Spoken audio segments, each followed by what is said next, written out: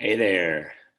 So this video lecture is going to walk you through the first chapter of the first volume of Karl Marx's Capital, where he lays out a lot of his fundamental categories of the commodity and value and labor, money, and what he calls commodity fetishism.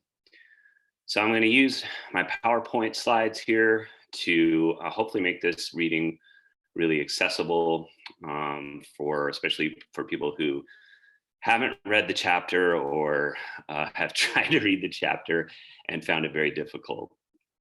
So let me go ahead and start the share screen formula here to take us to the PowerPoint.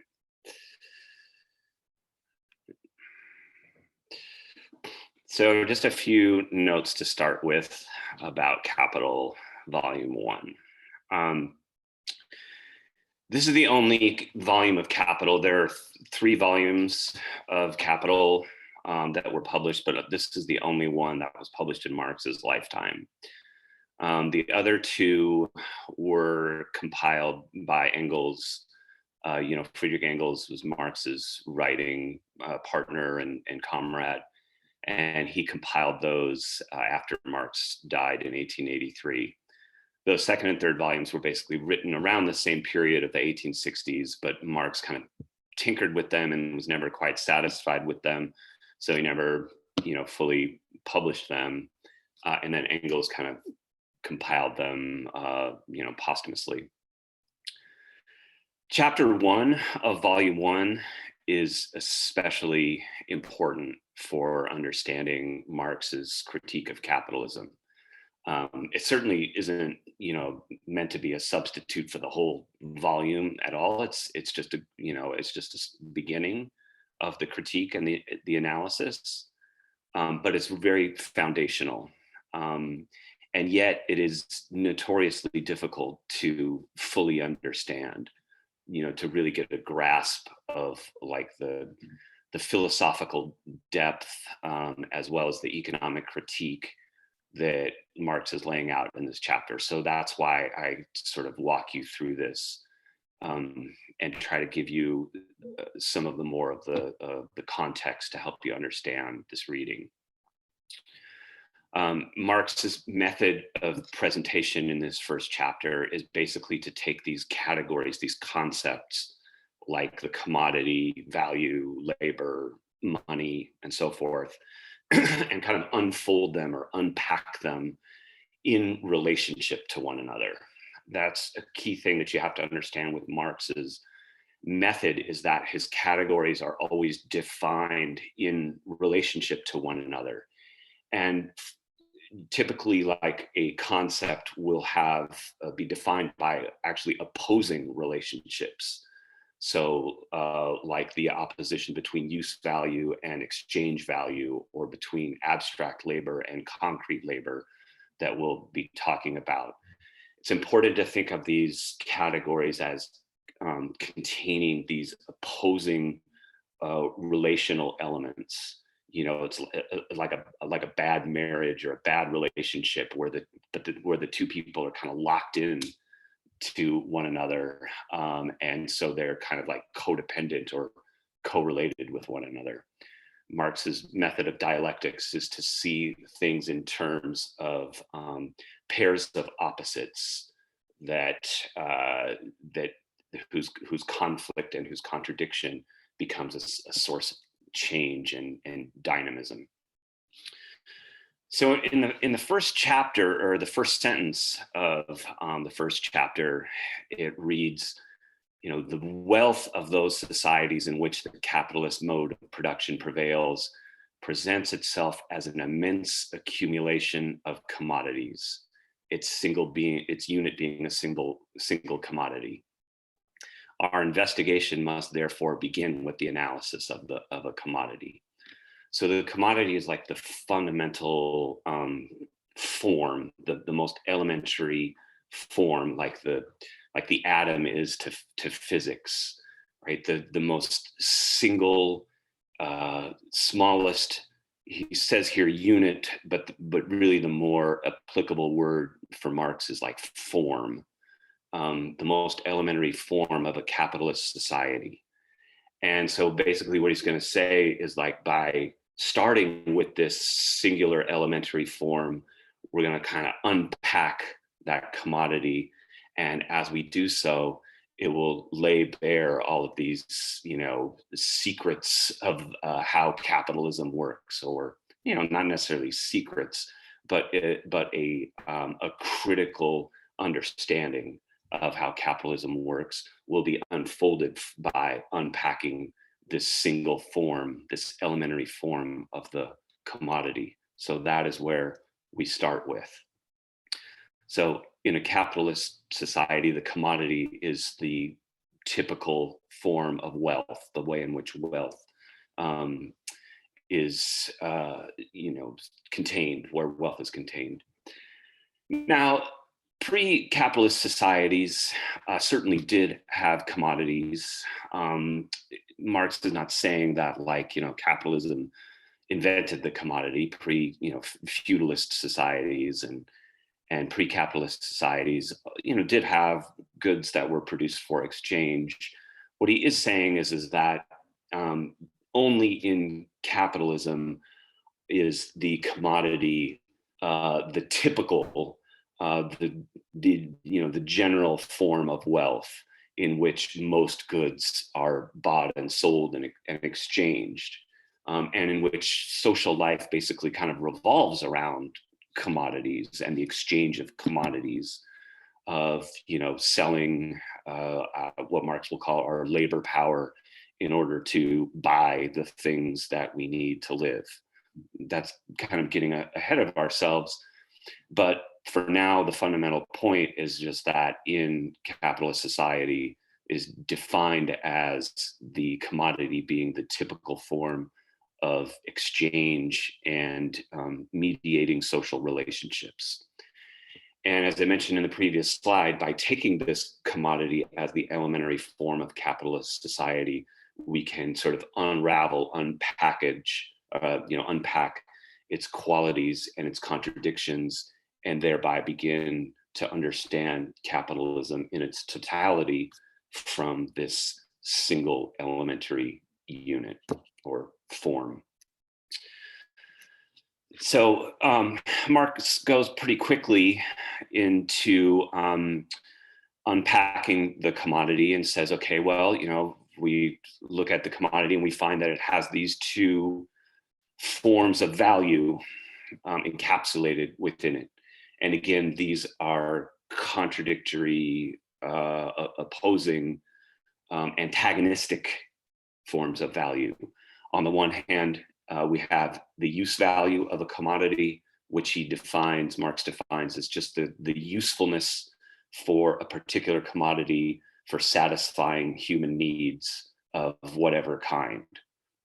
He very quickly in this chapter says, he's not really concerned, at least for the purposes of this discussion, in terms of like what kinds of needs are fulfilled by the commodity, what kinds of use values. Simply that, the use value of a commodity is just defined by its ability to meet a human need of whatever kind. Whereas the exchange value of a commodity is a quantitative measure, like a numeric measure of what a commodity can be exchanged for.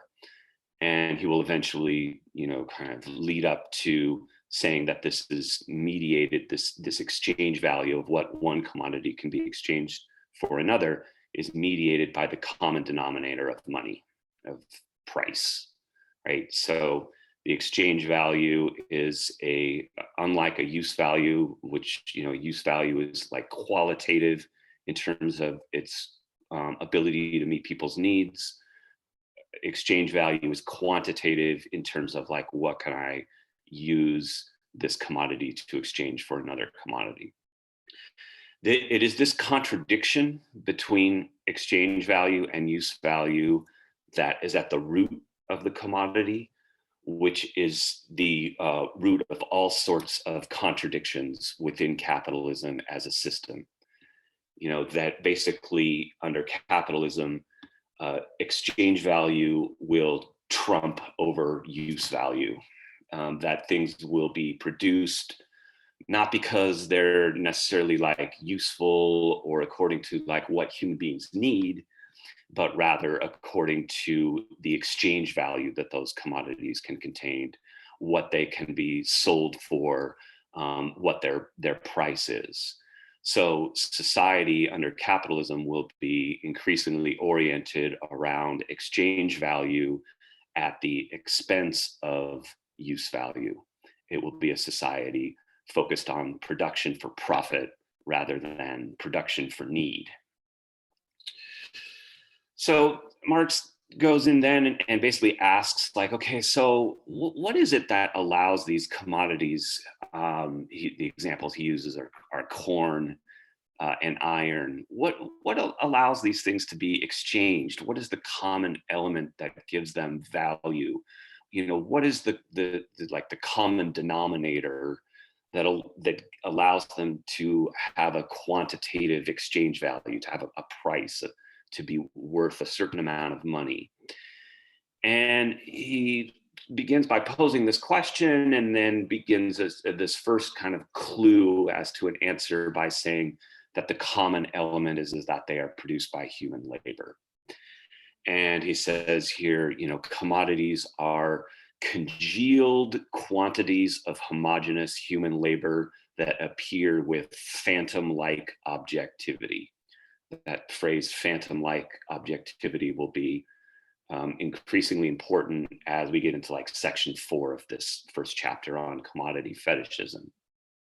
For now, just note that, like, he's saying that these commodities appear to have this objective value. And whenever Marx talks about, things like appearing or seeming or, having a phantom-like objectivity, it's important to keep in mind that he is, implying some variation on, what we say when we say like things are not always as they appear, or things are not always as they seem. That there is another reality beneath or behind this surface level of reality that we see, but does not necessarily tell us the whole story of everything that is behind it. So Marx is, it's always important to remember that for Marx, like, things are not always as they appear, things are not always as they seem. So exchange value and use value seem to be kind of independent one another, but then Marx, reconnects them into a singular category of value. And here says that exchange value is the necessary mode of expression or the form of appearance of value, i.e. a commodity's price tag. So again, here that word appearance is doing a lot of work. Marx is not always clear about what the relationship is between what he calls exchange value and what he calls value. In his younger years, he used them a little bit more synonymously, like that, basically they meant the same thing. But in his later years, as his economic analysis kind of advanced, he began to distinguish them more. And so here in this part of Capital, he's saying that exchange value is basically like the way that a value appears, or its mode of expression, its mode of representation, right? So that there is this difference between value and exchange value. That exchange value, the price of a commodity, is just kind of like the representation or a symbol of the commodity's value. But that begins to suggest that these are not necessarily the same thing. That a commodity's exchange value, like what it sells for, might be kind of like out of whack with how actually valuable the commodity is. Again, this is something to be explored a little bit later. So the next thing that Marx introduced is what he calls, what is famously known as the labor theory of value. And again, the way that he defines this is that a commodity's value is determined by the amount of socially necessary labor time that is needed to produce it. So basically, time. How much time is needed to produce a given commodity determines how much value it is worth. And it's not just any old time, but labor time. How much time put in by human beings doing work, that is the thing that creates value. Now, what is socially necessary is defined in, as he says, by the conditions of production normal for a given society and the average degree of skill and intensity of labor. So this is really important because these are things that change as new technologies are introduced. It becomes, faster and cheaper and easier to produce commodities, say, on an assembly line, as opposed to, if you have to make them by hand. So as new technologies and the factory system, new machinery, new kinds of innovations, in our time, computers, all of these things reduce the amount of socially necessary labor time that is needed to produce commodities. We can produce them basically faster and cheaper, and also with less human labor that's necessary. So this is a variable that is itself variable, that changes over time. And also it's important, Marx notes here this part about the average degree of skill and intensity of worker. So it's not like, if somebody is really like lazy or inefficient and it takes them, longer to produce something, that somehow makes it more valuable. No, that's not in fact the case. That's why Marx says like the average degree of skill and intensity of labor. Right. So we're kind of, abstracting out these questions of how, efficient one worker or one particular firm might be. And he's just kind of averaging that out in terms of what is socially necessary. Right. So what is necessary for the given, under the conditions of production that are normal for a given society. This idea that value is determined by labor is not something that Marx himself came up with. This was actually something that was pretty commonly accepted within classical political economy, like mainstream economics. People like Adam Smith and David Ricardo, who were by no means critics of capitalism. Those folks had already offered what was, basically a labor theory of value. What Marx did was he kind of inherited this labor theory of value and then like radicalized it, and turned, and as we'll see, like turned it into a basis for a critique of political economy and a critique of capitalist society. The idea that, yes, like value is determined by labor. However, what's happening under capitalism is that workers are being exploited such that they are creating more value than what they are receiving in the form of wages. Again, that's, kind of getting ahead of ourselves a little bit here. But for now, we're just kind of noting that Marx is in this part of the chapter beginning to introduce this idea of a labor theory of value. But it's important to have the context and the background to know that like this was a pretty commonly accepted idea from before his time. And what he did was kind of like, stand it on its head, or he might say he kind of stood it right side up, into a radical critique of political economy and capitalism.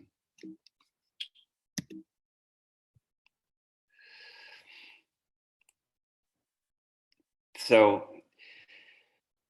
he's saying here, like, that, the value of a commodity, because it depends on this socially necessary labor time, and because what is socially necessary labor time is always changing as a result of, new technologies and new innovation and new machinery, because of changes in production and productivity, commodity values therefore are not fixed.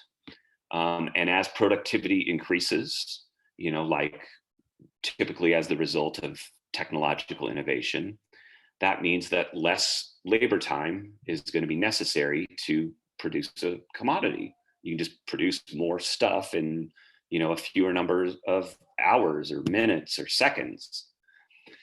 And the result of this, somewhat ironically for Marx, is that the value of a commodity decreases, right? So as we are able to mass produce more of these commodities in a faster amount of time, they basically become cheaper.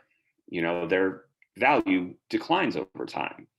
So it's like in the 1950s and 60s, if you wanted a computer, it cost you like, I don't know, $10,000 or something, and you'd have to, it'd just be these huge, kind of machines. Or the earliest automobiles, were things that were basically for the wealthy only. So, Marx is kind of introducing here another fundamental contradiction of capitalism, and it's one that he just kind of gives you a hint of here, like a clue, but he will pursue throughout the first volume of Capital the implications of this irony, this contradiction. For now, what he's just hinting at is that the drive to increase productivity, this continual drive that capitalists have to invest in new machinery and new technology and new, factory systems, ironically, kind of works against the long-term interests of capital by reducing the relative amount of human labor time that is used to produce commodities. So Marx is going to say basically that, like, capitalists are driven to increase productivity because they're in competition with other capitalists, and they have to keep up in that competition to constantly innovate, to constantly invest in new machinery and new technology. And that kind of treadmill, effect, that, always needing to keep up with the competition, has this ironic long-term result of eating away at the thing that had, is the source of labor, and basically like where capital's bread is buttered, which is like human labor, that is the source of value. But what capitalists are always trying to do is basically find some way to replace human labor with machinery and, computers and new technologies. And so what they are doing as a result of their, need to keep up with the competition is undercutting the very thing that is the source of their value and ultimately of their profits. So in the last paragraph of section 1, Marx returns to this category of use value and sort of clarifies the relationships between exchange value and use value. This kind of puts encapsulates or finishes off where he started this section with the ideas of use value and exchange value and value. And it basically says, like, non-commodities, like say air, which is not exactly a commodity at least yet, until we're all, choking and some company finds some way to bottle air and sell it to us. Until that time, air continues to be the best example I can think of something that's still not been commodified yet. So non-commodities can still have use value without having value, right? Air is definitely something whose use value we very much need.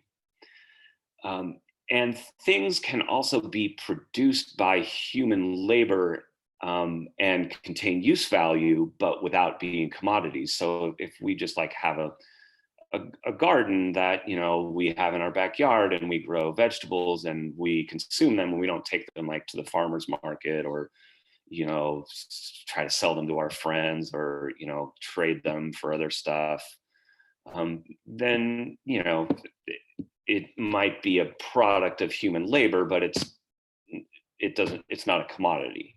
It contains use value, but it has no exchange value. In order for a commodity to have value, it must have use value. If the thing is useless, so is the labor contained within it. So, in other words, a product has to meet some human want, some need, some desire in order to have value. Even stuff that might seem totally pointless, worthless junk, like it's got to be doing something for somebody in order for people to buy it. It has to meet some sort of need, even if it's like a totally false or perverse or destructive need.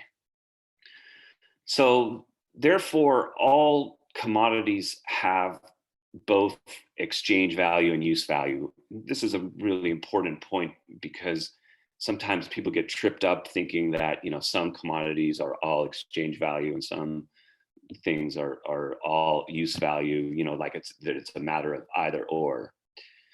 And Marx is not saying that. He's saying that they are, again, locked into this antagonistic relationship. All commodities have both an exchange value and a use value. They are embedded in this antagonistic relationship that exists within the singular category of value. Now, in the second section, here's just a sort of a way of, I guess, visualizing this connection between the commodity as having these two antagonistic elements of use value and exchange value, where use value is that which is heterogeneous and qualitative, and exchange value is that which is homogeneous and quantitative. And then Marx connects them back into this singular category of value. And value is, something that is a social relation that, cannot be measured. You can't really like put a price tag on a social relation per se, but it is represented in terms of exchange value as like a price. In the second section, he goes into what he calls the dual character of labor that is embodied in commodities. So he begins by asking this question, like what sort of human labor determines the value of a commodity? And so here in section 2, he takes this category of labor and breaks it in half, just like he did with commodities, and showed that they had these conflicting elements of exchange value and use value. He will do the same with labor and say that actually labor under capitalism has this dual character, these two parts, which are abstract and concrete labor. So just as use value and exchange value are in antagonistic yet inseparable sides of every commodity, labor under capitalism also has this dual character of abstract and concrete. In other words, they are not separate forms of labor. They are both labor under capitalism has both a concrete and an abstract element to them. So when we talk about concrete labor, we mean concrete labor is the source of use values. In other words, basically, it's like what people in every society in human history have done to, produce the things that they need, and to produce the things that they need by transforming nature in some way. Sometimes it's, a really exploitative way of taking advantage of nature, but it doesn't necessarily have to be. Other ways in human history have shown that, human beings can have a more harmonious and a more sustainable relationship with nature in terms of, having a better metabolic relationship with nature to produce the things that we need. So Marx that uses this term metabolism, the metabolism in our bodies, to describe this relationship between humanity and nature, right? And how it is that human labor creates or produces the use values that people need, the things that people need to live, or to meet their needs. So therefore, labor is not the only source of material wealth. It is not the only source of the use values it produces. Marx distinguishes between this use value of material wealth and the value of the commodities that are produced under capitalism.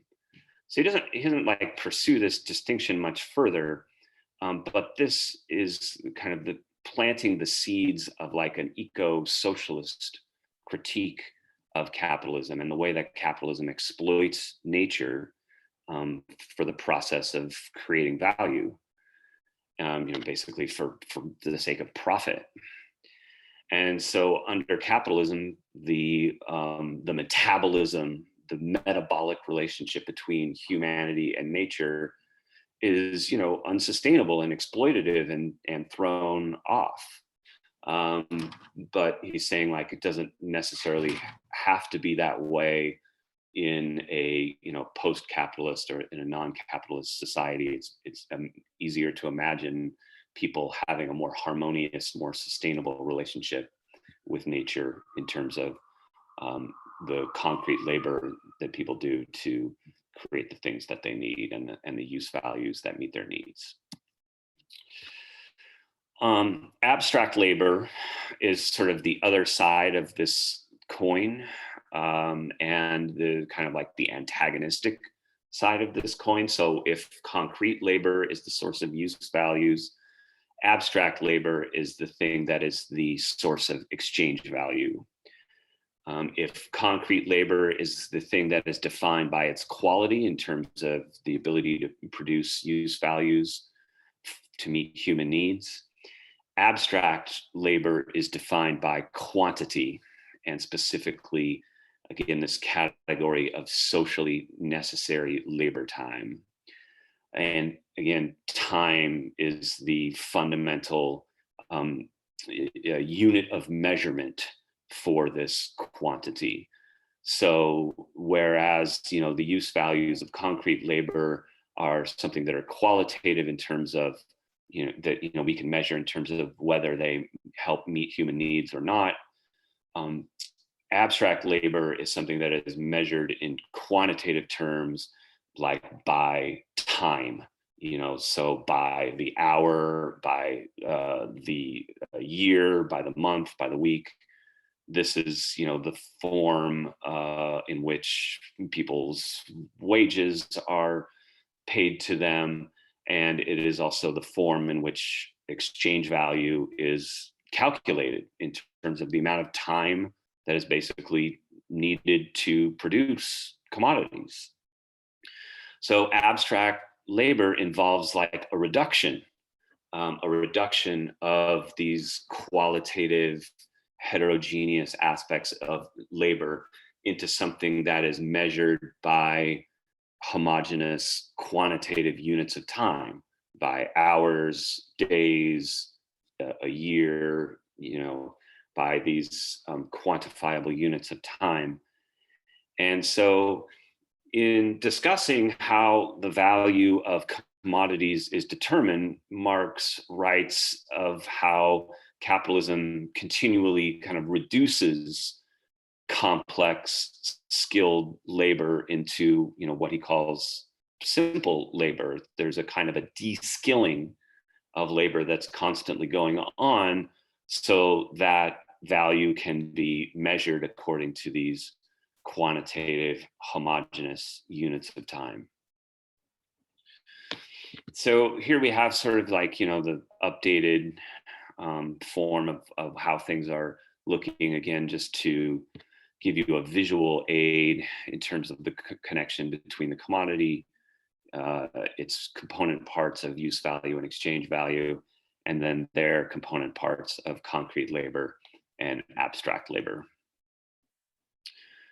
With concrete labor describing this qualitative process of metabolism, abstract labor being a quantitative measurement of labor time, of socially necessary labor time. In section 3, Marx gets into the questions of money and of the way in which money is a representation of value, that it like symbolizes value. It is not the same thing as value, but rather as a representation of value.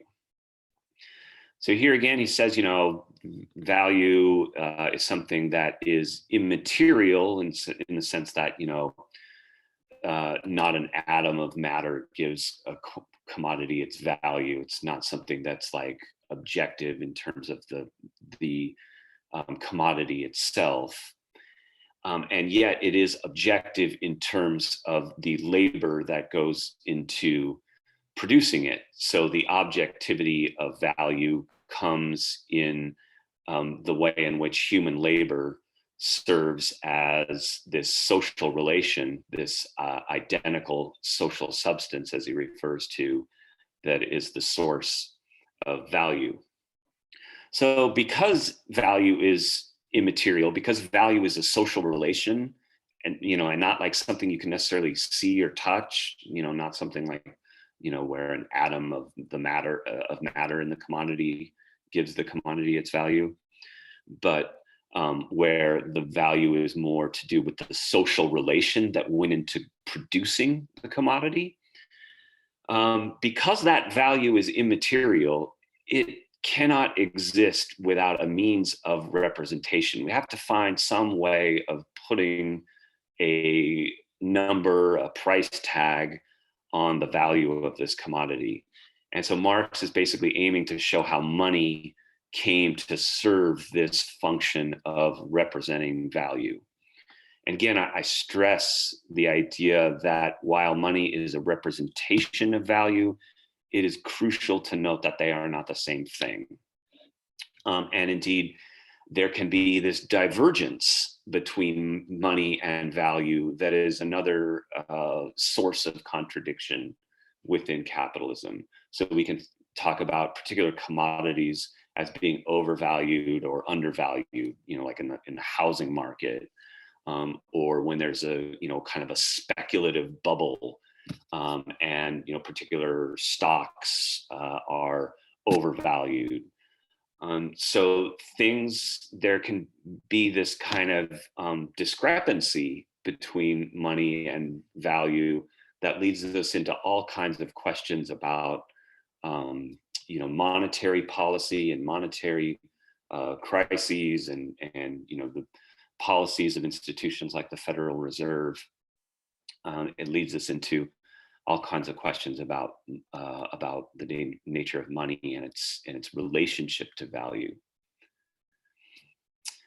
Basically, in these subsections of Volume 3, Marx goes through a number of forms of value to, so starting with like the simple form, and then the total and expanded form, and then the general form in these different little subsections section 3, and he's trying to ultimately will demonstrate how the money form came to be the necessary representation of value in capitalism. So like why these previous forms of value were insufficient, to represent value under capitalism. Now, why he goes into this whole discussion, you have to kind of contextualize within the time. The question of whether money was necessary or not was a really hot topic among the early critics of capitalism in Marx's time. So against among these other intellectuals who Marx was in some ways kind of like competing with to offer the best analysis, the best critique of capital. And so some of these other critics of capitalism envisioned that socialist societies could continue to have private commodity production, but money would be abolished. So some of these other socialist critics basically thought money was the problem. And if you just got rid of money, then we could have a more harmonious economic system in which people, I guess, might trade or trade and barter services and products. And Marx really thought this was very foolish idea, that this was pretty stupid. And so as an alternative to that, he tried to demonstrate how money and commodity production were intrinsically linked, connected under capitalism. In short, money itself is not the problem. Money is merely an expression of a deeper conflict that is rooted in social relations. Money is more the problem at a level of surface, of appearance. But we have to go into a deeper level. We have to dig into a deeper level of social relationships that money is merely a symptom or a manifestation of. So again, with Marx, it's always a matter of digging, of being a true radical in the sense of digging into the root and finding the root causes. So Marx is not making a historical argument really in this chapter. He is, he's not really talking about the origins of money. It might seem in some ways in this section. He's making more of a kind of a logical argument, again, where he's utilizing these categories like value and labor and unpacking them to show how money came to be the necessary representation of value. And so he begins with, in these, what he calls these simple forms of value, by dividing value into what he calls relative and equivalent forms, which again are these, locked into this dialectical relationship of opposition, right? They are inseparable moments, they're inseparable from one another, and yet they exist at opposite ends in antagonistic relationship with one another. So they are like the negative and positive poles, pulling against each other, but defining the thing in the process of their antagonism. So at one end of that polarity, the one, at one end of the spectrum, is what he calls the relative form, and at the other end is the equivalent form, and the equivalent form is going to be the thing that ultimately will be expressed by money.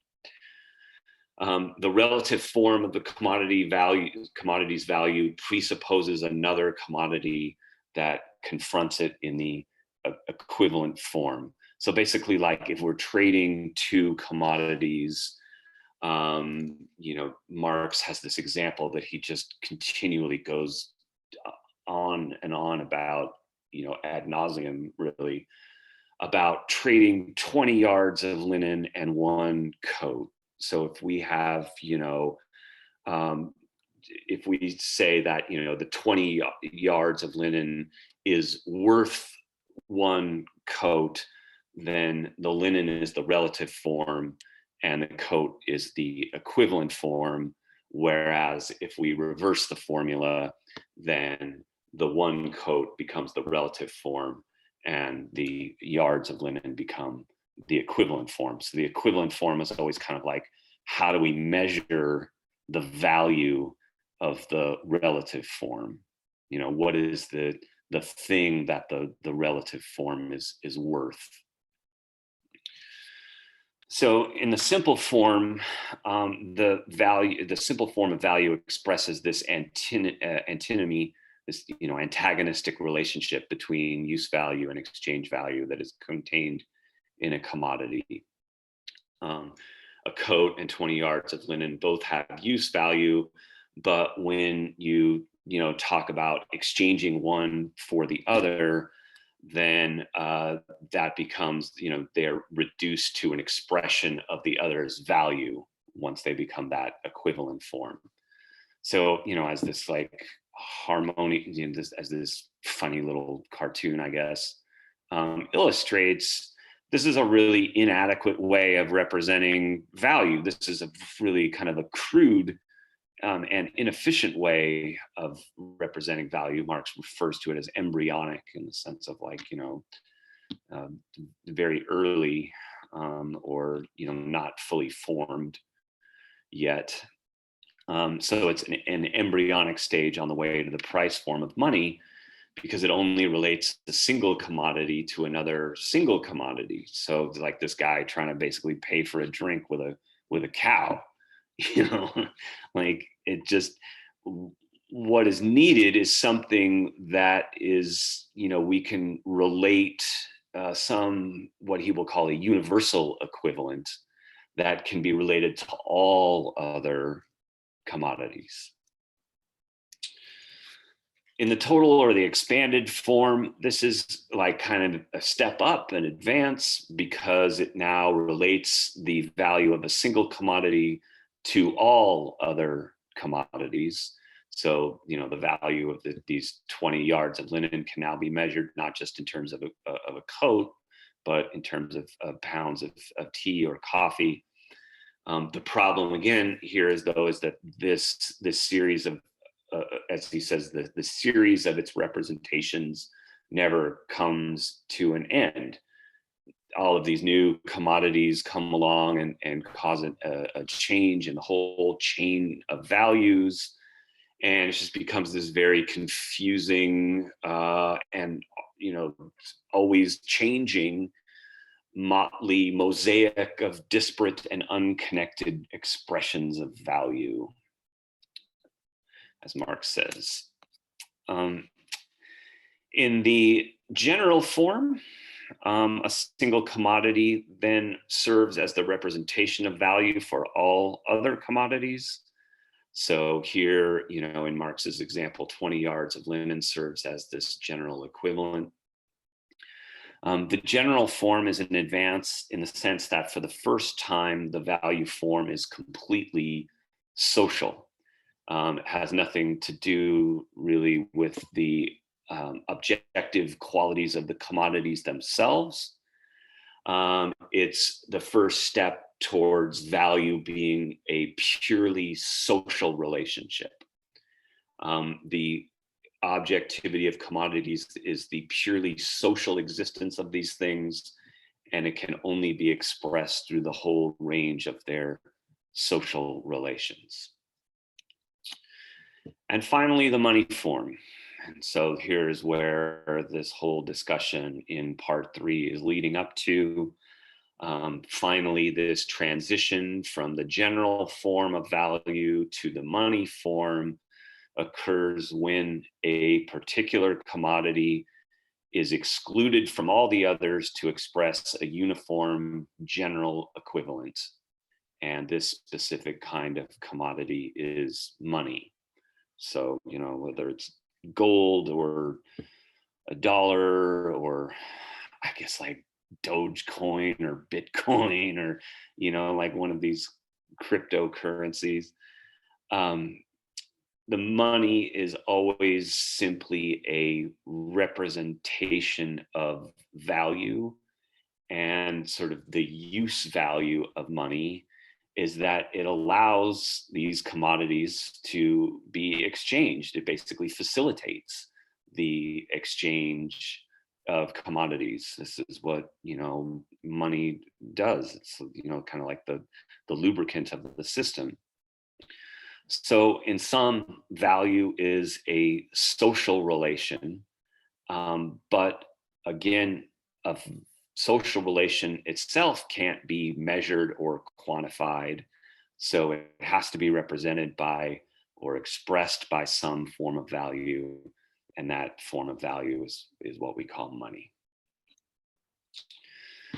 Now, the fourth section of volume 1 is probably of chapter 1 is probably the most frequently quoted and cited part of this chapter.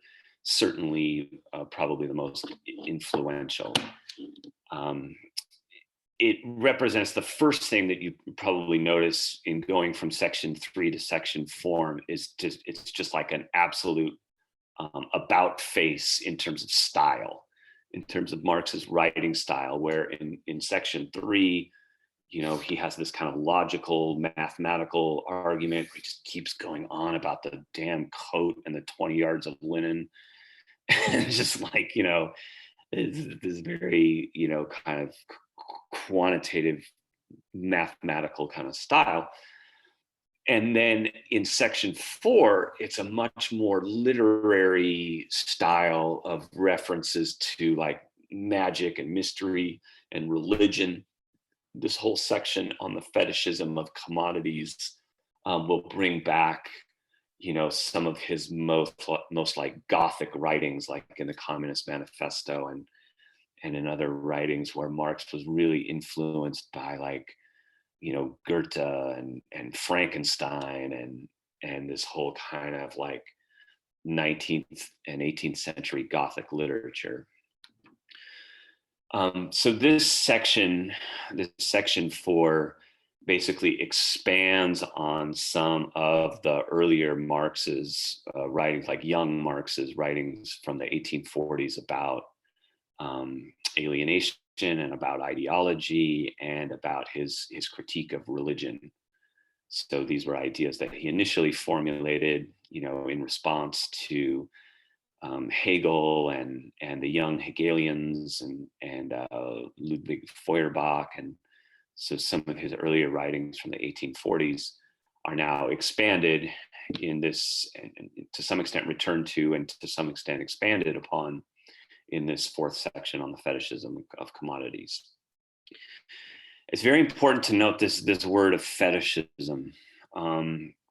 Marx uses this term to refer to objects, commodities, things that appear to have possessive, to possess extraordinary powers beyond their immediate physical properties. That they seem to have some kind of extra, almost like magical or metaphysical, he will call them theological kinds of qualities. However, it's not exactly the way in which like people today, when they talk about fetishism, have a more specifically like a sexual meaning about fetishism. Now, there is some similarity insofar as like when we talk about like a fetish object, like the idea that an object like a car or a shoe, seems, a pair of shoes like seems to have like these, almost like sexual kinds of properties, or definitely cars or something that are kind of turned into like a sexual fetish in our sort of consumer society. So to some extent, that's kind of the kind of thing that Marx is talking about, like where objects take on these properties, or seem to take on these kind of properties that are beyond, their immediate physical use value. A car somehow becomes basically more than a car, or a pair of shoes becomes more than a pair of shoes. But it shouldn't be understood simply in terms of like the way we mean fetish as like in a sexualized term today. In Marx's time, fetishism was more likely associated with like what we would call like animistic religions, where things, maybe nature, maybe an animal, maybe a rock, but things in nature or natural beings would be thought of or endowed with, these supernatural kinds of qualities, these supernatural kind of powers, so that they would take on this kind of like this extra, like supernatural kind of characteristics that were beyond their immediate tangible qualities. They at least seemed to have this kind of extra thing. And so when Marx talks about the fetishism of commodities, he's saying that like in a capitalist society, like commodities, come to be seen in this kind of, supernatural, almost like religious kind of way. He's kind of saying that like people in capitalism are not as far removed from like so-called primitive religions as they would like to think that they are. That in some ways they just kind of like worship commodities and money in the way that like so-called primitive people, worshipped, birds and rocks. Like it's really not, as advanced and as civilized maybe as, people in so-called advanced capitalist societies might like to think that they are. So Marx is, saying that like a commodity appears at first sight to be something extremely obvious and trivial. Like it just, a car just appears to be a car, a phone appears to be a phone, a pair of shoes appears to just be a pair of shoes. But when we look closer, he says it is in fact a very strange thing, possessing qualities that are, in his words, metaphysical or theological. So here is again this kind of the fetish character of the commodity, where they seem to have these extra, almost supernatural or spiritual or magical kinds of qualities. And then he says, this mysterious, this mystical nature of the commodity is not to be found in its use value. It's not to be found in the concrete labor that goes into producing it. It's not to be really found in the thing itself, like the car is just a car and the shoes are just shoes. There is something extra in the commodity that, we cannot see, touch, smell, or hear, but something that, in Marx's words, transcends sensuousness. Like literally transcends sensuousness in the sense that it's not something we can see, touch, or hear. It's not something that's inherent to the commodity itself, that its tangible qualities. So he says the secret of the commodity's mystery is not to be found in use value and concrete labor, but rather in the social relations of human labor, in the value that is created by abstract labor, which is represented in the money form of price. And under these conditions of commodity production, social relationships among people, in Marx's words, appear as the fantastic form of a relation between things. Things that are socially constructed by human beings appear to have objective qualities independent of their creators. So in this phrase, that the social relationships among people appear as a fantastic form of a relationship between things, Marx is basically describing like a world that is turned upside down, in which like social relationships, human beings, working together in social relationships, are creating these things, creating these commodities, creating this world of commodities, this world of things. And then that world of things, that world of commodities, then appears to take on a power over the people who have created them, the workers and the actual human beings that have created this world. It is, in other words, it is a world turned upside down. It is an inverted world in which the relationships between people appear as a relationship between things. The things basically seem to be in charge, and people seem to be kind of doing the bidding of things. The world has been turned upside down. And Marx, basically says, like, to understand this, we're again going to return to the realm of religion. He calls the misty realm of religion.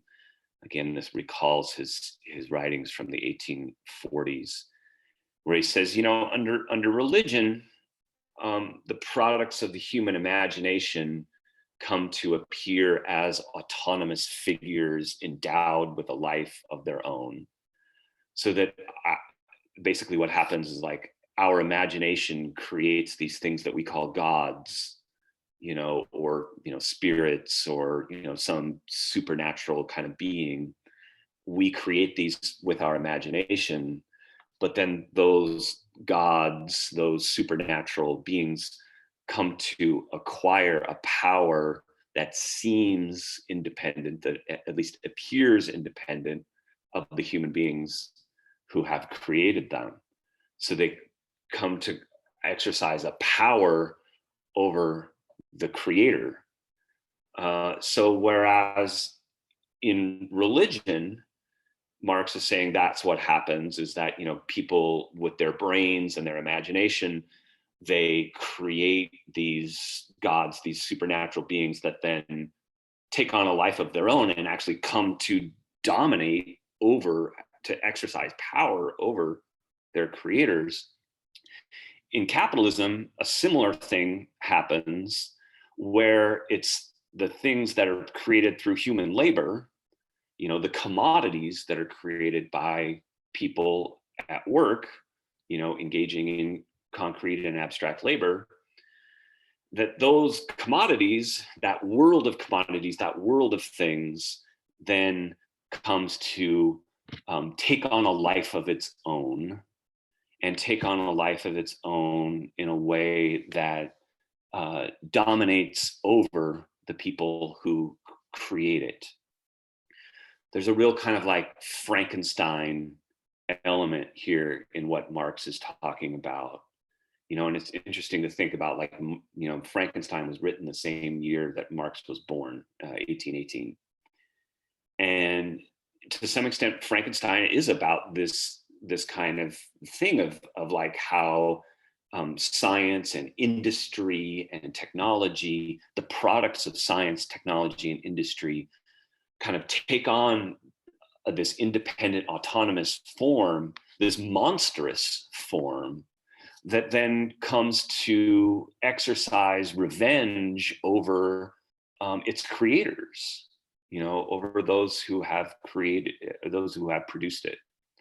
So Marx is using this kind of metaphor of, this very cruel irony about capitalist society, whereby human beings come to be dominated by this social system that they themselves have created.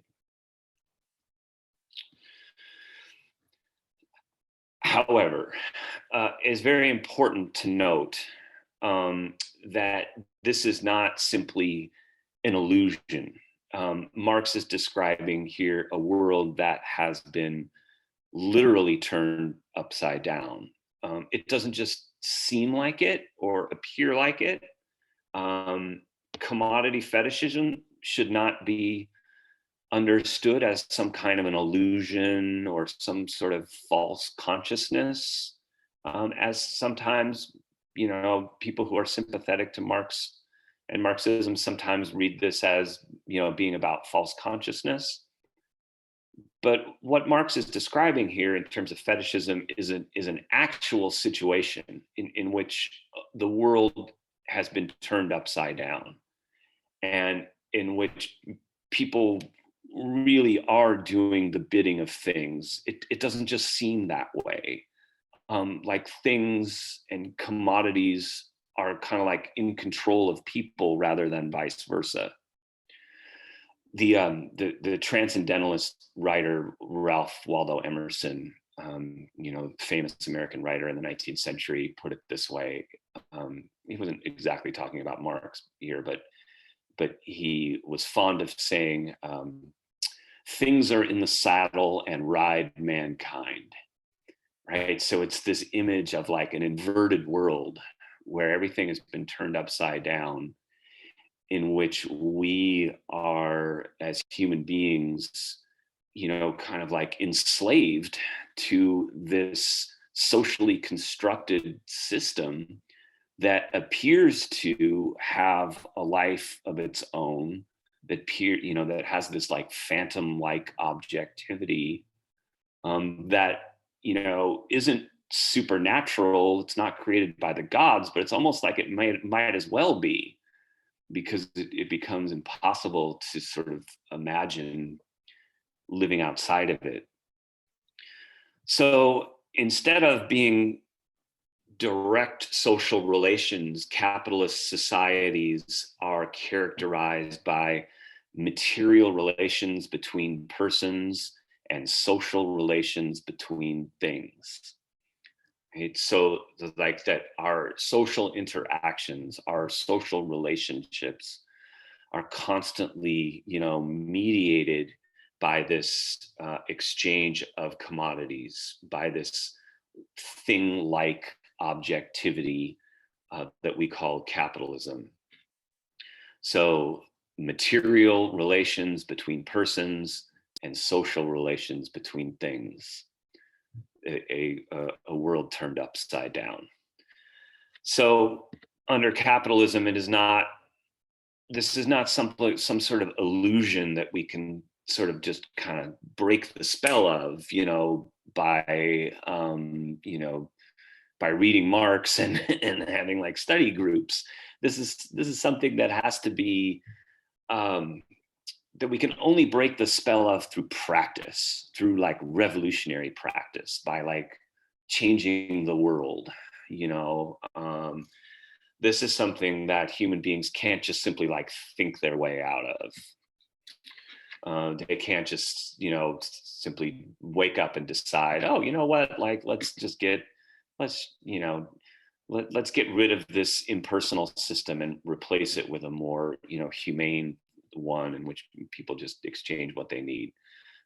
Marx thought that sort of utopianism was deeply foolish. So, although these commodities, like we established when talking about the labor theory of value, commodities, their value is determined by, the amount of labor time that goes into producing them. We don't see that as like customers or just, as people, in everyday life in a capitalist society. The price of a commodity appears to result from the nature of the products themselves, not from the labor that went into producing them. And so here's a bit, more where the fetish character of the commodity comes into play. Is like these products may as well have just like dropped out of the sky with a price tag attached to them, so that like, a pair of Nikes is $150, and but instead of seeing the value of that in terms of those Nikes in terms of the labor that went into them, it just seems like that has to do just with, that's just like what Nikes cost, and that's just like what they're worth, right? So there's this level of superficial appearance and this surface level of appearance that a price tag, exchange value, as we said, is just, kind of a representation of. But we don't see behind the curtain to see where that value actually came from in terms of the labor that goes into producing these commodities. That is all, concealed from us. And so the commodity just appears to magically have this value, just magically appears to be just worth $150. The fact that labor time determines a commodity's magnitude of value remains, as Marx says, a secret hidden under the apparent movements in the relative values of commodities. So, in summary, commodity fetishism describes this impersonal system of domination where human beings create things, through their labor, and yet these things, far from being under our control, in fact, control us, control workers, control their creators in this Frankensteinian kind of nightmare. Marx describes this situation in section 4 of Commodity Fetishism as one where people are laboring as private individuals, and they only come into social contact when exchanging the products of their labor. And so again, like the way in which socially necessary labor time is the source of value, that is all concealed, not only from us as consumers, but even from the workers themselves, from the very creators, the producers. The exchange of commodities conceals these social relations of labor. They are, they remain at the level of a mystery. We don't know, we can't know who produced these products and under one condition and under what conditions. Again, like they may as well just simply have fallen out of the sky with this price tag attached to them. And so one, kind of like thought experiment to do is just, look at all the various commodities that surround you and try to think about where they came from, who produced them, who designed them, who, transported them, how did they get into your hands from wherever they started out, how are they distributed and circulated leading up to your consumption. David Harvey, the Marxist economist, and geographer, asks his students, try to think about where your breakfast comes from, and to just continually asking yourself, okay, well, so then, how did the orange juice get made? And, where did the bacon come from? And you probably don't want to think too much hard about where that bacon come from, and where, the labor that went into, turning a pig into bacon is probably not something you want to think about when you're eating breakfast. So these social relationships are, concealed from us. They remain buried beneath this superficial level of appearance. They remain concealed within this world where commodities just kind of seem to exchange at these values with a phantom-like objectivity. So as he's approaching sort of the end of this section, Marx then turns to consider bourgeois economics, what we would consider today like mainstream economics, and asks how it is that bourgeois economics basically replicates this kind of fetishism of commodities, this very superficial level of analysis that doesn't dig deeper, that doesn't get into the roots of commodities and their values. Basically, Marx is not saying that mainstream economics is necessarily like false or inherently wrong or misleading. I mean, they are wrong a lot of the time. Mainstream economics, like, during like the 2008 financial crisis, for example. But it's not that they're wrong or, that they're trying to fool people so much as they are like superficial. In Marx's terms, the categories of mainstream economics are socially valid and objective insofar as they superficially express the conditions of commodity production. In other words, they just kind of describe what's going on at a really surface level of appearance without digging deeper into the level of social relationships and the connection between value and labor, particularly. Marx sets out to show how these categories that economists and bourgeois economists and mainstream economists use, how these categories are historically determined, and thus to demystify all the magic and necromancy that surrounds the products on the basis of commodity production. So he's like taking a dig at mainstream economics and saying they just, I don't know, they've been like kind of fooled by the magic, or they kind of like describe this mystified process in a way that really takes it for granted without digging deeper in a more critical fashion.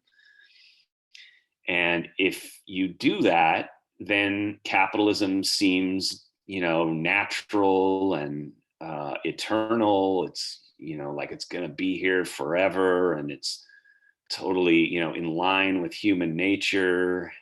That human beings are just greedy, and they want to trade and they want to exchange things, and it's always been that way, and it always will be that way. And Marx is saying basically, no, this system is in fact a historically determined system, in the sense that it was not always this way, and this system came about under particular historical conditions, and it will not always be this way. That there will be a time, Marx is saying, where we will be beyond capitalism. Capitalism is not historic, eternal, or natural.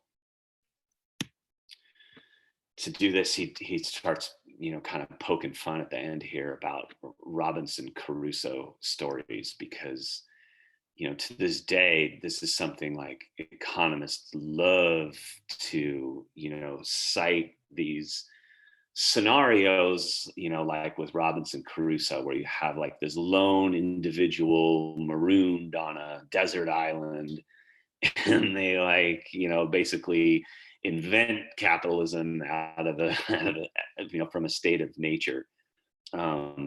Marx is basically saying that the bourgeois economists love these kinds of stories because it makes it seem like capitalism is really natural, and that it's really consistent with human nature.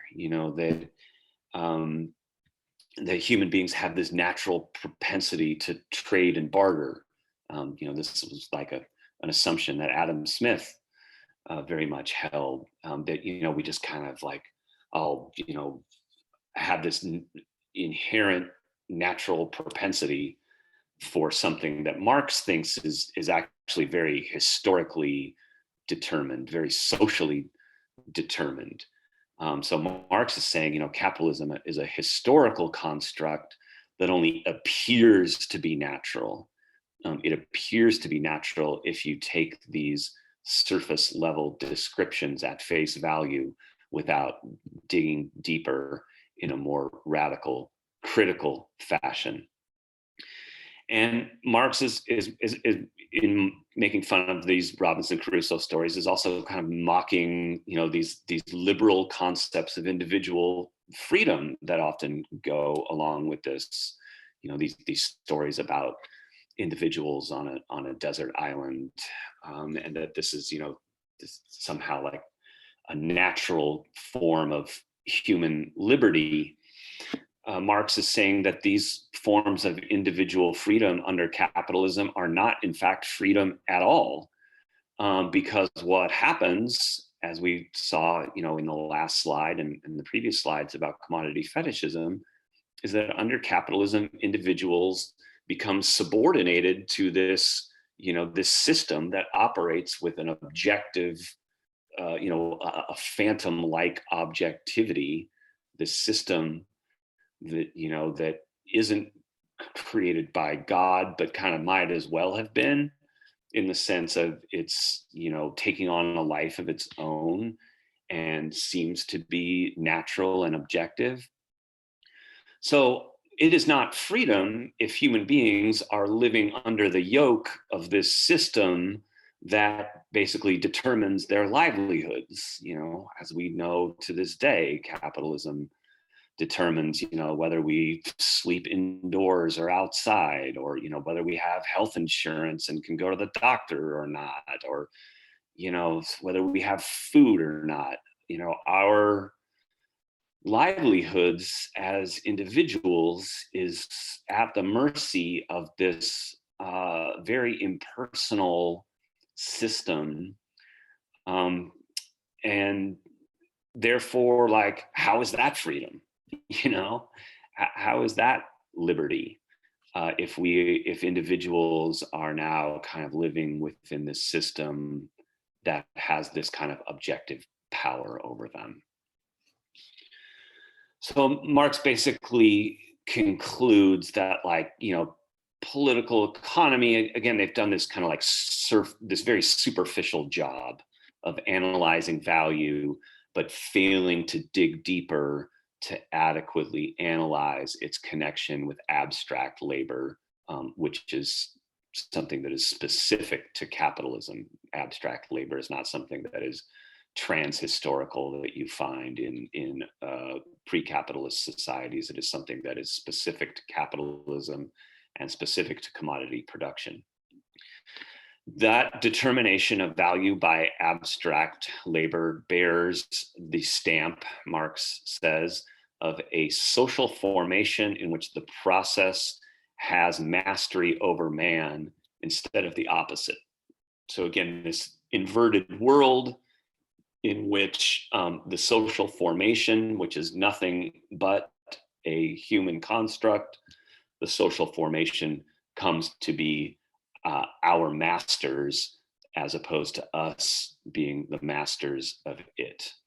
Marx has, all of these different ways in which he, expresses this process of inversion of a world turned upside down, like the cruel ironies of a society in which things are in the saddle and ride mankind. At the very end, in this lengthy footnote, Marx emphasizes, that if we mistakenly see capitalism as the eternal natural form of production, we necessarily overlook the specificity of the value form. So, like, this is the problem with bourgeois economics, is that they have this very superficial analysis of capitalism that leads them to conclude that capitalism is natural and eternal, whereas Marx, in his critical analysis, his critique of political economy, is trying to bring to light the way in which this system is actually historically determined, and only appears to be natural and eternal. A revolution against capitalism requires the abolition of this so-called value form. And so that, again, brings us back to where we started with the commodity, and the commodity as the fundamental elementary form of capitalism. I hope that this has been useful for you in terms of trying to make sense of at least this first chapter, which I said is very dense and difficult, notoriously so. And we'll be continuing on with the analysis. I'll have future presentations about Marx's critique in Capital and also some of his earlier writings as well. Okay, I'm going to stop the share and the meeting. Goodbye.